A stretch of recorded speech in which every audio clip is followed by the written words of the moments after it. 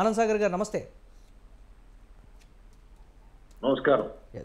చెప్పండి సార్. చంద్రబాబు ముఖ్యమంత్రి స్థాయిలో ఉన్నటువంటి వ్యక్తి చేసినటువంటి ఆరోపణ అంటే చేసినటువంటి కామెంట్ తర్వాత టీటీడీఓ శ్యామలరావు స్పందించినటువంటి తీరు, ఎప్పుడో జరిగినటువంటి దానికి సంబంధించి ఇప్పుడు బయటపెడుతున్నటువంటి వివాదం, దీనికి సంబంధించి కోర్టులో నడుస్తున్నటువంటి తీరు కంప్లీట్గా రాజకీయ వైఖరితోనే, రాజకీయ కక్ష సాధింపు చర్యలుగా మమ్మల్ని బదనాం చేయడానికి ఉన్నటువంటి విమర్శలు కావచ్చు, లేనిపోని నిరాధార ఆరోపణలు, ఆధారాలు లేనటువంటి వాటికి సంబంధించి అని వైఎస్ఆర్ కాంగ్రెస్ పార్టీ కూడా చెప్తున్నటువంటి పరిస్థితి నిజంగా ఆ స్థాయిలో జరుగుతోందా? ప్రజలకు అలాగే ఆంధ్రప్రదేశ్ రాష్ట్రంలో ఉన్నటువంటి భక్తులు, ఎక్కువగా దర్శించుకునేటువంటి భక్తులు ప్రపంచవ్యాప్తంగా కూడా చాలామంది వస్తూ ఉంటారు.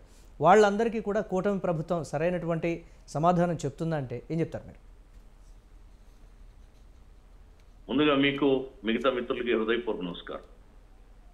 ఇప్పుడు తెలుగుదేశం పార్టీకి కానీ, బీజేపీ పార్టీకి కానీ, జనసేన పార్టీకి కానీ, టోటల్గా ఏపీలో ఉన్నటువంటి, కేంద్రంలో ఉన్నటువంటి కూటమి ప్రభుత్వానికి కానీ వైసీపీ పార్టీ పైన రాజకీయ ఆరోపణలు చేయాల్సిన అగత్యం ఉందంటారా?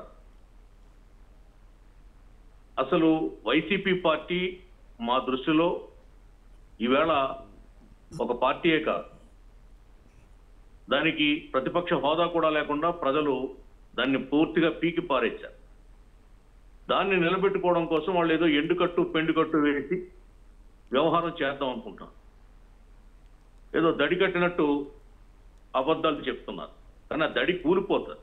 మీ మీద ఆరోపణలు వచ్చాయంటే ముఖ్యమంత్రి గారు కామెంట్ చేయలేదు. అది కొన్ని సంస్థలు ఇచ్చినటువంటి, ల్యాబులు ఇచ్చినటువంటి రిపోర్ట్ని ప్రజల ముందు ముఖ్యమంత్రిగా పెట్టాల్సినటువంటి, ప్రభుత్వం తరఫున పెట్టాల్సిన బాధ్యత ఉంది కాబట్టి ప్రజల ముందుకు పెట్టారు.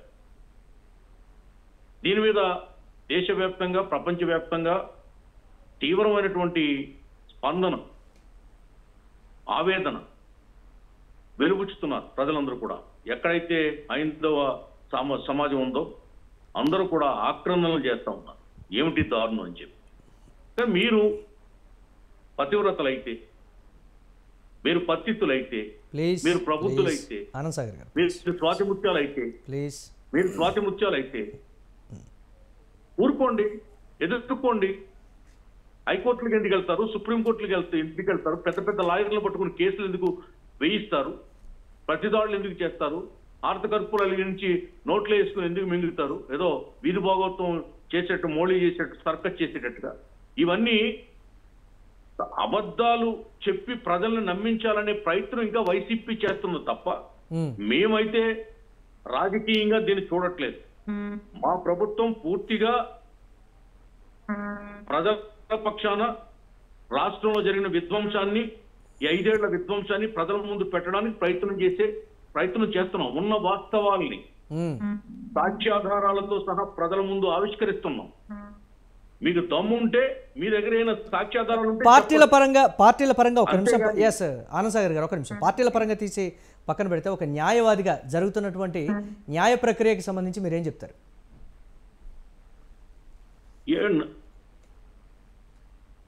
దీంట్లో న్యాయ ప్రక్రియ ఏముందండి? కోర్టుకి ఎవరైనా పోతారు, కోర్టుకి దొంగలు పోతారు, దోపిడీ చేసిన వాళ్ళు పోతారు, బెయిల్ కోసం పోతారు, మధ్యంతర బెయిల్ కోసం పోతారు. అలాగే వీళ్ళకి భయం పట్టుకుని ప్రభుత్వం చేతిలో పక్క ఆధారాలు ఉన్నాయి కాబట్టి నెక్స్ట్ చర్య కూడా చాలా స్ట్రాంగ్ గా ఉంటుందని చెప్పి భయపడి వాళ్ళని రక్షించుకోవడం కోసం, సేవ్ చేసుకోవడం కోసం వాళ్ళు కోర్టులకు పోతున్నారు. కోర్టులకు పోయేదాన్ని ఎవరేం చేస్తారు? కానీ కోర్టు ఈవేళ హైకోర్టులో ఉండగా సుప్రీంకోర్టుకి వెళ్తారు. అంత హడావుడి దేనికి? హైకోర్టులో ఇంకా ఏం తేలలేదు. సుప్రీంకోర్టు కూడా ఏం చెప్తుంది? హైకోర్టులో తేల్చుకురమ్మని చెప్తుంది. ఒకేసారి ఒక పక్క ఆయనతో సుబ్రహ్మణ్య స్వామితో ఒక పిటిషన్, ఈ సుబ్బారెడ్డి గారు ఒక పిటిషన్ సుప్రీంకోర్టులో వేస్తాడు, నిన్న హైకోర్టుకు పోతాడు. ఎందుకంటే ఇంత హడావుడి చేస్తున్నారు? ఇన్ని పరుగులు పెడుతున్నారు, ఎందుకు పెడుతున్నారు? వాళ్ళు సిట్లు వేయలేదా?